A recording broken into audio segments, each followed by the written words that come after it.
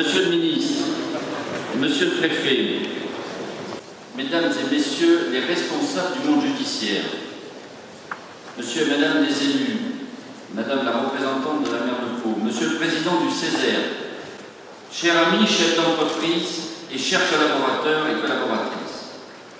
Tout d'abord, permettez-moi de vous présenter mes meilleurs vœux pour 2013, santé, bonheur, réussite. Merci d'être venus aussi nombreux ce soir. Les vœux pour notre Chambre de commerce sont un moment très important. Important parce que c'est le moment pour nous de vous présenter notre bilan, d'évoquer nos études, de partager avec vous nos projets et nos ambitions pour le Béarn et de rappeler et préciser nos positions sur les dossiers les plus significatifs pour notre Béarn. Depuis 4-5 ans, nous avons procédé à plusieurs études, car nous souhaitions avoir un rôle pour anticiper et éclairer le débat sur des grands projets qui nous tenaient à cœur. Ce rôle, nous voulons le tenir avec toute objectivité et les études que nous avons à mener et que nous avons menées sur l'A65 comme la Pau-le-Rond qu'on appelle la 650 ou le LGV ont toujours été menées dans un objectif très clair d'exposer les retombées économiques pour nos territoires liées aux grandes infrastructures. En les présentant et en les défendant, nous le faisons dans l'intérêt de nos entreprises et de l'emploi. Mais j'insisterai sur ce point, nous avons toujours exposé ces sujets avec le principe des retombées économiques significatives. Pourquoi avons-nous choisi et retenu de défendre le dossier, le tracé LGV Bordeaux-Mont-de-Marsan-Pau-Tarbes? C'est très simple, c'est le seul qui présente des performances économiques incomparables. C'est celui aussi qui est le plus court, 60 km de moins que les autres tracés, au moins. C'est celui où on peut atteindre la vitesse de 320 km/h au lieu de 200. Alors certains diront, à quoi ça sert d'aller si vite? Eh bien, le principe, c'est que la vitesse, ce n'est pas pour le plaisir de la vitesse, mais c'est pour ouvrir les univers de choix. Et si on ouvre les univers de choix avec un tracé de ce type, on va relier demain 2,5 millions de personnes en moins d'une heure au lieu de 500 000 aujourd'hui. Imaginez l'effet de levier, les échanges, les capacités d'emploi que l'on peut créer. Voilà pourquoi nous défendons ce sujet. Mais pour défendre ce sujet, il est certain que ce dossier, que nous devons aussi être vigilants. Vigilants pourquoi? Parce qu'aujourd'hui commencent à se dessiner des schémas directeurs importants. Et nous devons être vigilants pour qu'il y ait les réserves foncières. Sinon, les projets seront avortés avant l'heure. Donc les réserves foncières pour Bordeaux, Mont-de-Marsan, Pau, Tarbes, c'est indispensable si on veut retrouver et trouver demain cette capacité de relier 2,5 millions de personnes. L'autre sujet en action de prévoyance, c'est celui de la Pau-le-Rond, l'A650.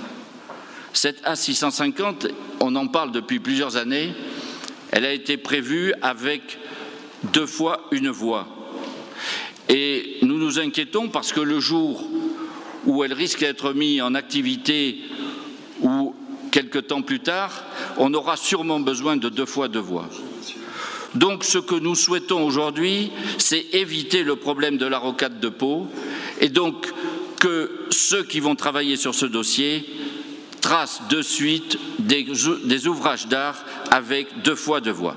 Ensuite, le troisième point dans notre action de prévoyance, c'est d'exiger maintenant ce qui est devenu indispensable, la sortie autoroutière de Berlane-Morlas. Alors je suis bien placé pour le savoir parce que j'avais exercé mon métier d'expert comptable sur la zone de l'échangeur. Il y a 32 ans qu'on nous annonce cette sortie autoroutière. Et aujourd'hui, c'est devenu indispensable, et j'en parlerai dans quelques instants, pour redéployer l'activité du Grand Pau. Et puis, l'autre point que nous avons aussi à faire en termes de prévoyance, c'est de veiller à la désinformation.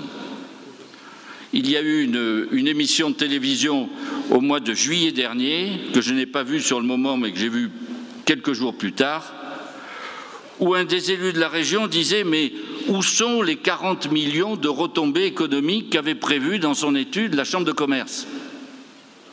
Bien, je vais profiter de lui répondre aujourd'hui, je ne sais pas s'il est là, mais ils sont à votre portée. Simplement, pour avoir ces 40 millions, il ne faut pas que la sortie autoroutière A65 à l'Escar soit encore des friches agricoles. Et il faut qu'il y ait, en jonction avec l'A65, la suite naturelle d'une route qui dessert Oloron. Et c'est là où nous trouverons nos 40 millions de retombées économiques. Et vous voyez toute l'importance des infrastructures. Ce n'est pas de les faire à moitié, c'est de les faire globalement. Et le développement économique, il sera là, il sera généré par des projets qui sont menés à leur terme, mais d'une façon complète. Un retard d'infrastructure, c'est se priver, comme je viens de le dire, de retombées économiques, mais c'est aussi retarder l'aménagement de l'espace. En un mot, c'est véritablement prendre du retard. Alors, au-delà de ces infrastructures que je viens d'évoquer, il est certain qu'on ne peut pas rester sans se projeter dans le futur, et je remercie d'ailleurs Pyrénées Presse d'avoir lancé cette année, en 2012, sous forme de 4 numéros, ce que sera le Béarn en 2030. Et nous y avons participé parce que nous pensons que c'est indispensable d'anticiper ce futur. Imaginez le futur, avoir une vision anticipée. Le Grand Pau de 2030 aura 52 000 habitants de plus au moins. Construire notre avenir, c'est oser le regarder en face et pas se voiler la face et construire de suite les infrastructures nécessaires. Et comment vont évoluer donc ces zones d'aménagement qui vont être desservies par ces infrastructures? Ça, c'est très très important. Comment vont évoluer ces zones puisque ces infrastructures vont les desservir dans quelques temps, dans quelques années? Eh bien, cette étude, la Chambre de commerce va la lancer, est en train de la lancer, et nous allons pouvoir ainsi connaître les zones d'aménagement qui auront le plus de chances de rencontrer le succès, comme aussi les grandes tendances d'urbanisation pour les prochaines années. C'est donc capital, cette étude. Et je remercie le monde économique qui a tout à fait compris cette importance de cette étude et qui nous a suivis dans son financement. Et je regrette que certains aient cru bon de penser que la démarche était prématurée. Le point suivant que je voudrais aborder, c'est celui de l'aménagement du Grand Pau dont on a parlé, puisque nous sommes opposés avec notre président commerce et en particulier les membres du bureau, au fait qu'on annonçait un peu tous les 8 jours des annonces multiples concernant les mètres carrés de surface commerciale. Alors je ne rentrerai pas dans le détail technique du SCOT, qui est le schéma de cohérence territoriale qui devrait être prêt pour fin 2013. Je ne rentrerai pas non plus dans le DAC, le document d'aménagement commercial. Mais je voudrais rappeler que nos villes aujourd'hui, Pau, Oloron, Orthez dans le Béarn, ont besoin véritablement d'être complètement revues pour fluidifier un maximum de circulation et dynamiser à la fois les centres-villes. Mais ces annonces multiples a entraîné que pour nous, c'était devenu un peu le basoir et c'était un peu au-delà du bazar, c'était un peu un irrespect vis-à-vis d'un certain nombre de commerçants. Et nous avons souhaité demander un moratoire pour qu'il y ait véritablement de l'ordre qui soit mis dans ce dossier et de la clarté. On annonce à droite ou à gauche 30 000 mètres carrés de surface commerciale supplémentaire. C'est impossible qu'on laisse partir comme ça à droite et à gauche les surfaces commerciales. Et c'est aussi important qu'on maîtrise le tout pour un respect du centre-ville et de notre commerce du centre-ville. Et je dirais que j'ai lu avec attention et intérêt d'ailleurs que la première vice-présidente de la communauté d'agglo de Pau, dans la revue Aquitaine Presse Service du 4 janvier dernier, écrivait dans un interview « Cela nous conduit à demander aujourd'hui aux communes de mettre leurs projets en stand-by ». Elle ajoutait « ce qui n'est pas évident à faire entendre », et je la comprends.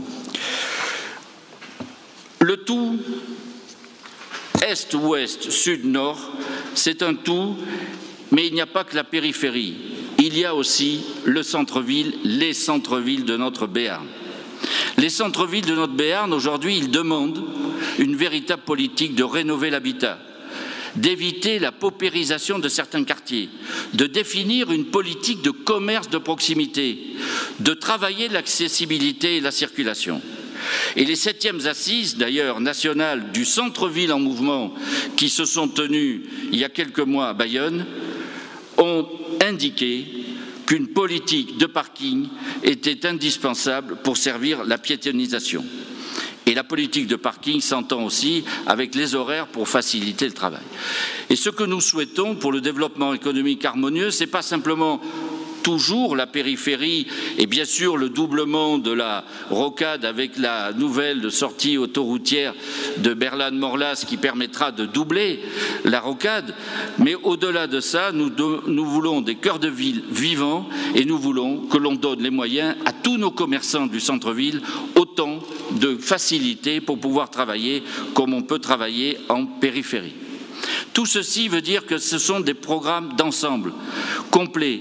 Prévoir l'avenir du Grand Pau, c'est aussi, au-delà des réserves foncières que nous avons évoquées tout à l'heure, mais c'est aussi un projet d'ensemble, comprenant la Porte des Gaves, l'entrée principale de Pau, Catherine de Bourbon, la sortie de l'autoroute de Pau-Bordeaux à l'Escar, le hameau Pissard-Santarelli, et sans oublier de placer le futur parc des expositions.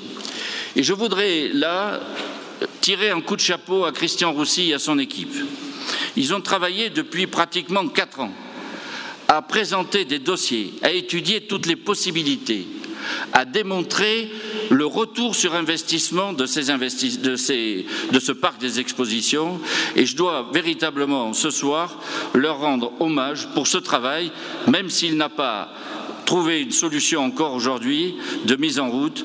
Nous espérons que son travail sera très vite et la balle sera reprise au bond. Abordons maintenant quelques instants notre environnement économique. On entend parler de crise, c'est vrai qu'il y a une crise importante et on ne pourra pas le nier. Mais cette crise, pour moi, elle a 2 étapes. La crise de 2008, où on était scotché, pour ainsi dire, devant l'arrivée des subprimes, devant Lehman Brothers qui en un week-end disparaît du contexte financier, devant AIG, ce monstre de l'assurance qui a failli tomber à terre sans l'aide du gouvernement américain, de même pour General Motors, et en France, n'en parlons pas, sans entrer dans le détail, notre système bancaire qui titubait complètement. Alors, depuis 2008, le problème, c'est que l'environnement a changé. Le monde est en pleine mutation. Les pays émergents sont devenus matures. Leur taux de croissance est aujourd'hui entre 6 et 9%, voire 10%. Et pour nous, pour moi personnellement, je crois que c'est une crise d'adaptation, de mutation. Nous devons nous adapter en permanence, avoir confiance dans nos capacités, retrouver notre ambition, mais accepter aussi d'adopter les réformes nécessaires. Et en disant ça, je pense à au dernier événement qu'on a pu voir sur les médias avec Virgin Megastore et Price Minister. Virgin Megastore, tout le monde pensait que c'était véritablement un monstre intouchable. Eh bien, ce business model est aujourd'hui dépassé. Il y avait un débat où le représentant de Price Minister, qui vend plus de 200 millions de livres sur le net, expliquait qu'il n'y croyait pas trop. Et c'est là où aujourd'hui on voit que dans ce monde où les nouvelles technologies sont rentrées en piste, il y a des déplacements à des vitesses très accélérées et des schémas qui étaient bons il y a 10-15 ans ne sont pas forcément bons aujourd'hui. Mais aussi, nous devons prendre conscience que ces nouvelles technologies impactent complètement et d'une façon insidieuse sans qu'on en prenne véritablement conscience, que ça impacte tous les autres secteurs de l'activité. Et les secteurs qu'on pourrait ne jamais imaginer être impactés par ces nouvelles technologies le sont. Et donc ça entraîne des mutations en chaîne qui se déroulent malheureusement devant nous. Et au-delà d'impacter, je citerai comme exemple, d'ailleurs qui sont ici dans la salle ce soir, c'est le cas de la Poste qui a vu une chute vertigineuse du nombre de ces plis postaux, et aujourd'hui c'est le courriel qui a pris une croissance exponentielle. Alors, pour terminer ce point sur le monde d'aujourd'hui et de hier, je voudrais vous citer Michel Serres, qui est un homme qui aujourd'hui a 82 ans, mais qui a répondu à des interviews dernièrement, et je noterai 2 points. Il dit ceci: « Notre monde traverse une phase de changement gigantesque. » Et comme c'est un homme qui est né, je pense, en 1930, d'après mes calculs, nous étions 50%, dit-il, d'agriculteurs à la fin de la guerre, et ils ne sont plus que 1% aujourd'hui. Pendant ma vie humaine, et c'est unique dans l'histoire, la population mondiale a doublé 2 fois. Quand je suis né, on était 2 milliards. Aujourd'hui, nous sommes 7 milliards. Dans la même période, l'espérance de vie a triplé. C'est tout cela que l'on ne voit pas ou que l'on ne veut pas voir. Je vous laisse méditer ces propos de Michel Serres, et je pense qu'ils sont tout à fait d'actualité. Alors, dans ce monde qui change, eh bien, notre territoire, lui, est en pleine mutation. Si nous savons regarder notre Béarn, et je dirais nos pays de l'Adour, mais notre Béarn, d'une façon plus précise aujourd'hui, eh bien, nous sommes en pleine mutation. Rappelez-vous, il y a 10-12 ans, Turboméca devait reconstruire peut-être son usine. Turboméca a reconstruit son usine. Messier a investi d'une façon très importante sur Oloron. Et nous avons de la même façon un pôle aéronautique qui est devenu très puissant. Nous avons Total qui a développé le pôle géosciences d'une façon extraordinaire. Et nous voyons là aussi s'agglutiner autour de ce groupe des géosciences un certain nombre d'acteurs qui arrivent et qui participent à ce développement de ce pôle. Nous avons aussi un pôle agro-industrie très important, comme chacun le sait, et qui se développe aussi avec des acteurs majeurs qui le composent. Et puis, dernier point, qui n'est pas des moindres, c'est la reconversion de lacs. Nous devons remercier un certain nombre de grands acteurs économiques qui ont participé à cette reconversion. Et je citerai simplement un exemple pour vous montrer que cette reconversion est en bonne voie. C'est le groupe Toray qui a posé sa première pierre au mois de juin. On peut parler de Carbone Valley ou de fibre de carbone, mais vous dire tout simplement que dans un avion aujourd'hui, il y a 22% de composants de fibre de carbone et que demain, il y en aura 65%. Vous voyez toute la croissance qui est devant nous. On pourrait dire que là, qu'aujourd'hui a réussi sa reconversion, c'est comme si on avait trouvé de nouveau une ressource de gaz nouveau. Notre territoire, on le voit bien avec cette description, est béni des dieux. Notre territoire, d'ailleurs, a un taux faible de chômage par rapport, même si ce n'est pas satisfaisant, a un taux faible par rapport au reste de l'Aquitaine et à d'autres régions françaises. Et notre avenir, avec les pôles que je viens d'expliciter, eh bien, il est là, devant nous, à nous de le conforter, à nous de savoir faire venir d'autres acteurs qui participent à ce maillage de notre territoire. Et ces pôles qui doivent générer de la croissance, nous devons donc regarder ce territoire en étant satisfait de cette mutation qui est en cours. Mais je parlerai d'un autre pôle, c'est le pôle tourisme. Alors je suis très content aujourd'hui que l'Institut français du tourisme vient d'adopter à l'unanimité la candidature du bassin de l'Adour, 8e pôle d'excellence de l'Hexagone. Mais la politique touristique est à bâtir. Il y a une concurrence mondiale. Nous devons revoir nos fondamentaux de notre politique touristique.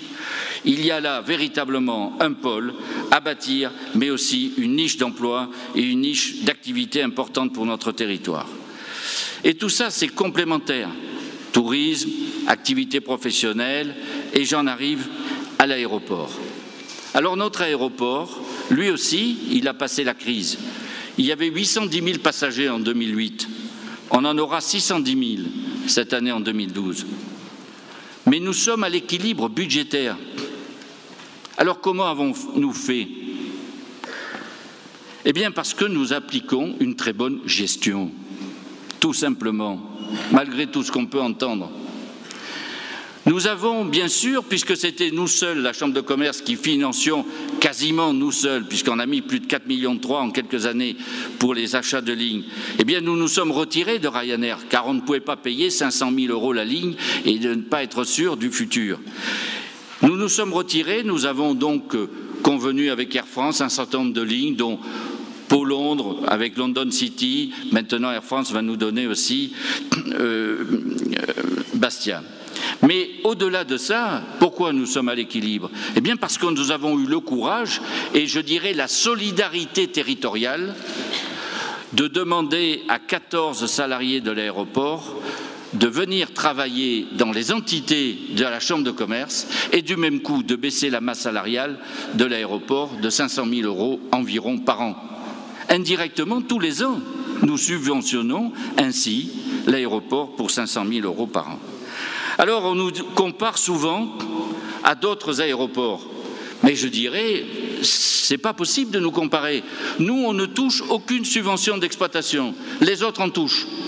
Biarritz en touche, je ne vais pas vous donner les chiffres exacts, mais Tarbes aussi en touche. D'ailleurs, nous avions été avec Didier Laporte rencontrer M. Gandhi, le directeur de l'aviation civile, parce qu'on s'étonnait qu'il y ait toujours une OSP sur Tarbes qui coûte quand même très très cher. Alors Tarbes, bien sûr, ils ont Londres, financé, c'est une ligne Ryanair quand elle est partie d'ici, ils ont Vueling, et à titre d'information, Vueling, l'autre jour dans la presse, il y avait 250 000 €, le Conseil général des Hautes-Pyrénées finance Vueling, Barcelone, Tarbes, 2 fois par semaine, 250 000 €. Nous avons choisi la véritable budget et nous sommes prêts à aller plus loin une fois que nous verrons effectivement s'épanouir un petit peu notre budget. Mais nos discussions avec Air France ont porté leurs fruits. À partir du mois de février, vous pourrez aller à Paris, aller-retour, ou Roissy ou Orly, pour un peu moins de 100 € aller-retour. Alors, il y en a certains qui m'ont reproché, et qui me l'ont encore reproché dernièrement, le monopole d'Air France. Mais écoutez, le monopole d'Air France, c'est pas difficile. Il suffit de mettre la main au portefeuille, de nous donner de l'argent et nous achèterons des lignes. Mais ce n'est pas la Chambre de commerce qui fera cela. Elle gère parfaitement l'aéroport. Maintenant, si on veut se conformer à d'autres aéroports voisins, effectivement, nous ne sommes pas du tout contre de recevoir des subventions pour des lignes nouvelles. Mais voyez, le contour a complètement changé. Équilibre, Roissy-Orly pour moins de 100 €, alors que la seconde classe de TGV est, je crois, autour de 170 €. Alors, au-delà de l'aéroport que nous gérons, puisque nous sommes concessionnaires, nous gérons 2 écoles. Et je vais aborder l'école du CNPC dans un premier temps, qui est l'école des métiers du sport, qui se situe à l'Escar, avec un établissement très important aussi à Grenoble. Alors, sans rentrer dans l'histoire de cette école, sachez qu'elle existe depuis plus de 32 ans, qu'on a mis en place cette année un bachelor et un master. 1er octobre 2012, le bachelor et le master à Pau. 1er octobre 2013, le bachelor et le master à Grenoble. Nous travaillons avec un grand nombre de grands comptes. Quicksilver, Rip Curl, Dynastar, Rossignol, Decathlon, Intersport, Gosport, Sport 2000. Et nous accompagnons les sportifs de haut niveau pour éviter que dans la mesure du possible, s'ils ne réussissent pas ou s'ils ont des blessures, ils puissent être formés et retrouver une porte de sortie. Et tout notre travail aujourd'hui, c'est d'accompagner un certain nombre de jeunes avec ces grands comptes que je viens de citer pour pouvoir effectivement être opérationnels dans l'accompagnement de ces jeunes. Sachez que en dehors de ces jeunes, nous avons à peu près 4000 étudiants, enfin personnes que nous formons par an, avec un taux de placement dans les 2 mois de 92%. Alors j'aborderai maintenant l'école supérieure de commerce. L'école supérieure de commerce, il y a un an, dans les vœux d'il y a un an, je vous avais parlé de France Business School, qui était l'association de plusieurs écoles qui était sur le point de se mettre en forme et qui s'est mis en forme, mais nous ne sommes pas rentrés finalement dans France Business School. Nous avons trouvé que le business model ne nous convenait pas. Nous avons joué la carte de l'Aquitaine et nous nous sommes donc rapprochés avec Bordeaux, l'école qui s'appelle BEM, laquelle école BEM est aussi en pourparlers avec Marseille qui s'appelle Euromède. Mais nous, notre objectif, c'est le triangle d'or de l'Aquitaine. Bordeaux, Pau, Biarritz. Et surtout, n'imaginez pas qu'on va déshabiller Pau pour Biarritz. Nous voulons à tout prix un 64 équilibré, fort et qui sert véritablement à nos entreprises. Nous avons beaucoup recruté cette année de docteurs et de HDR. D'ailleurs, dans la salle, vous rencontrerez peut-être notre nouveau HDR, François Ecoto. Nous avons aussi travaillé sur faire ressortir tous les atouts de notre école. Nous ne faisions pas peut-être suffisamment de marketing là-dessus et nous avons donc fait ressortir des pôles d'expertise, j'en citerai 2 ou 3, que ce soit la RSE, la responsabilité sociétale d'entreprise, que ce soit l'agro-industrie et surtout le pôle finance, où nous sommes en relation avec l'Université de New Delhi et nous avons là véritablement tout un parcours magnifique à faire et notre déplacement de septembre et leur venue en décembre a confirmé tout le bien que nous pouvons faire et développer ensemble sur cette notion du pôle finance. Adossé à notre territoire, former nos jeunes dans des contrats d'apprentissage. Il y a plus de 35% de jeunes. Répondre aux entreprises parce que nous formons des jeunes qui sont capables d'aller à l'étranger, qui sont capables d'être tout à fait au top du management. Et à partir du mois de juin prochain, 200 jeunes partiront chaque année avec une clé USB qui présentera le Béarn. Et ces jeunes, eh bien, effectivement, ils seront, au-delà d'être étudiants dans des entreprises, ça sera aussi nos ambassadeurs du Béarn. Nos ambassadeurs du Béarn, voilà, et vous allez me dire, mais pourquoi est-ce que vous allez fusionner ou pas? Eh bien, nous prenons notre temps.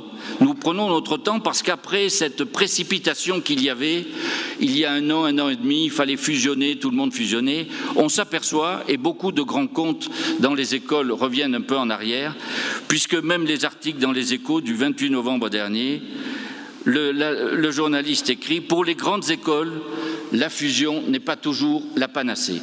Et donc nous prenons notre temps parce que nous voulons réussir une école tout à fait de son temps, avant-gardiste, capable de s'adosser à son territoire et fière de s'adosser à son territoire. Alors j'aborderai une partie de notre école parce que ça va droit dans le tourisme, c'est l'OMRA, l'Observatoire des métiers régionaux authentiques. Cet observatoire qui existe depuis un peu plus de 4 ans, sous la houlette de 2 professeurs, Madame Bergada et Monsieur Lauré, ont formé leurs jeunes étudiants à la recherche, à la publication. Ils ont extrait de leurs travaux, on peut extraire de leurs travaux facilement, les bases d'une politique touristique avec les chemins du patrimoine comme la route des artistes, les espaces de culture, les routes des vins, les chemins de la gastronomie. Vous voyez, l'École supérieure de commerce pourra apporter sa contribution dans la recherche et dans la publication pour la future politique touristique de notre Béarn et des pays de l'Adour. Vous l'avez compris, nous voulons un Béarn fort. Nous voulons un Béarn pilier des pays de l'Adour. Nous voulons un Béarn acteur majeur de ce 3e pôle du Grand Sud-Ouest. Bordeaux, Toulouse, les pays de l'Adour avec Pau et le Béarn au centre de ces pays de l'Adour. En quelques mots, nous voulons un Béarn ambitieux. Nous voulons un Béarn audacieux. Nous voulons un Béarn courageux. Nous voulons un Béarn éveillé, ouvert, opiniâtre, résolu, un Béarn fascinant de ses talents et par ses talents. Très bonne année 2013 à tous. Merci de votre équipe.